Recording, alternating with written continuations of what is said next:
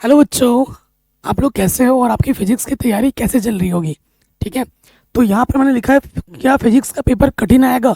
अगर by the वे मान लेते हैं कठिन आ भी जाता है तो हमें क्या करना चाहिए? अभी आपको कहाँ से पढ़ना चाहिए? ठीक है। क्योंकि मैथ का पेपर अभी आपके दे के आए हो। कई बच्चे बोल रहे सर मैथ तो बहुत आसान आया था, लेकिन कुछ बच्चे ऐसे हैं, और हाँ एक दो सेट मैंने देखे हैं जिनमें क्वेश्चन आउट ऑफ सिलेबस तो नहीं आया था। ये नहीं कह सकते कि आउट ऑफ सिलेबस क्वेश्चन था, आपके सिलेबस का था। बस हाँ, जिन्होंने डीपली पढ़ा होगा वही वो कर सकते हैं।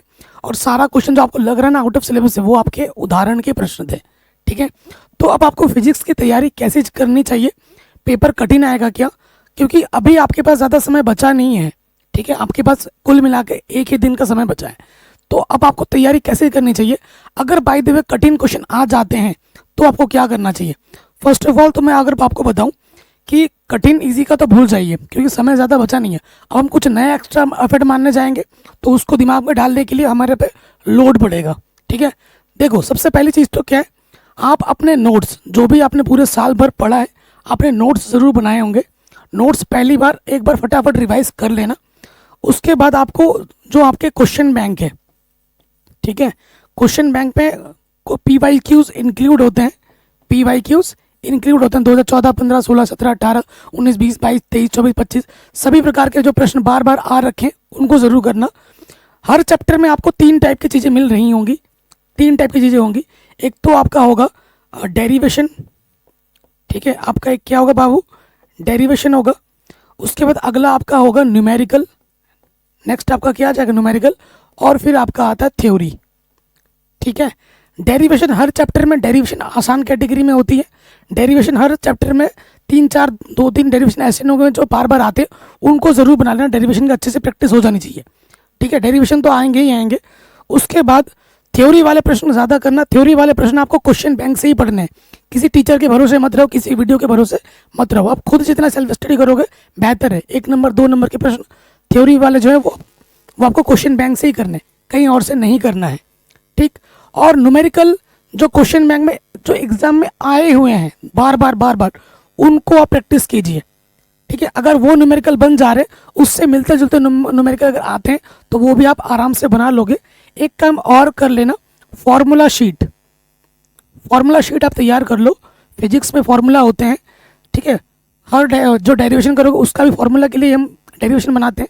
सभी चैप्टर में जितने भी फॉर्मूला हैं वो आपको याद होने चाहिए एक तरफ से। ठीक है। छोटे मोटे जो कॉन्सेप्चुअल चीज़ें हैं वो आपके दिमाग में रहनी चाहिए। ठीक है।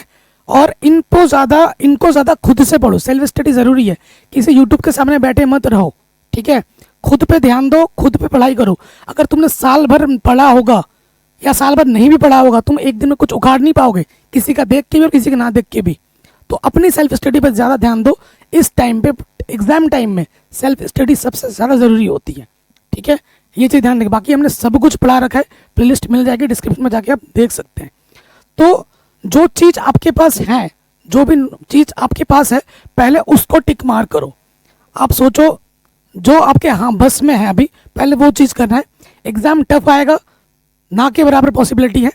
आप अपने बेसिक्स, जो आपके नोट्स हैं, जो क्वेश्चन बैंक है, जो आपके पी वाई क्यूज़ हैं, अगर मॉडल पेपर आप लगा भी रहे हो तो विगत 2023, ठीक है, 2023 इसके सेट और 2024 के जो सातों सेट हैं ये सारा कर लेना है। ये सारा ज़रूर करके जाना है। और उसके बाद 2023 का सेट खुद से करना है। किसी यूट्यूब चैनल के सामने जाके बैठे मत रहो। डेरिवेशन खुद बनाओ, न्यूमेरिकल खुद करो। ठीक है। अगर by the way exam tough आ भी जाता, जो कि नहीं आएगा भी, तो एक आध क्वेश्चन एग्जाम से थोड़ा हट के आ सकता है। वो बच्चा वही कर पाएगा जिसने पूरे साल पढ़ा होगा, जिसने डीप कॉन्सेप्ट के साथ पढ़ाई किया होगा। जो सिर्फ इंपॉर्टेंट पढ़ रहा है वो भाई नहीं कर पाएगा। और तुम इस टाइम पे कर, हाँ, उस चीज़ों पे हाथ मत लगाओ जो तुम्हारे इससे बाहर हो। अपने दिमाग पे ज़्यादा लोड देने की ज़रूरत नहीं है। आएगा तो आपके नोट से आएगा, आपके सिलेबस से आएगा, और पी वाई क्यू से आएगा, इन चीज़ों से आएगा। ठीक है। इन पे ध्यान रखिए। अपने डेरिवेशन, न्यूमेरिकल, थ्योरी वाले पोर्शन को ज़्यादा स्ट्रॉन्ग कीजिए। पेपर यहीं से बनना है। बाकी पेपर के लिए all the best. Paper tough नहीं आएगा, जो आपने पढ़ा है वहीं से ही आएगा। अगर आप भी चाहते हैं, उन प्रश्नों को छोड़ना नहीं है। उन प्रश्नों पे जो भी थ्योरी आपको पता है, उन टॉपिक्स पे जो भी डेरिवेशन आपको पता है, वो आप उनको लिख देना, खाली मत छोड़ना। फिर कुछ ना कुछ उसके नंबर मिल जाएंगे। और जब भी फिजिक्स का पेपर अटेम्प्ट करो तो स्टार्टिंग में अच्छे अच्छे प्रश्न ही रखने हैं, सॉल्यूशन कटपिट नहीं होनी चाहिए। बाकी फिजिक्स पेपर के लिए ऑल द बेस्ट। जय हिंद।